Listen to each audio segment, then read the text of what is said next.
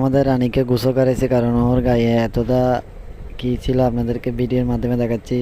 আজকে কি কি কাজ করলাম, কি কি করলাম, সব ভিডিওর মাধ্যমে আমাদের সাথে শেয়ার করবো। আশা করি সম্পূর্ণ ভিডিওটা দেখবেন। সবাইকে দাওয়াত লইল, সবাইকে সবাই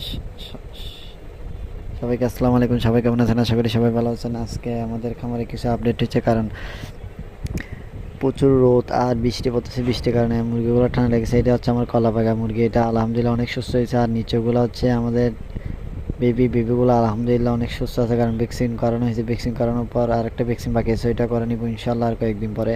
এটা হচ্ছে গামপাড়া ভ্যাকসিন। এটা করালে একটু মুরগিগুলো সুস্থ থাকে, কারণ শীতকাল আসলে মুরগিগুলোর মধ্যে অনেক রোগ দেখা যায়। এগুলো হচ্ছে আমাদের রাজা রানী, এগুলোর জন্য আলাদা একটা সেট আপ করছিলাম। এগুলো এখানে অনেক কাজ আছে। এটা হচ্ছে আমাদের রানীকে কালকে পরশু দিন আনছিলাম। প্রায় আনার সাথে সাথে দেখতেছি ওর অনেক ময়লা, ওর গাছ থেকে প্রচুর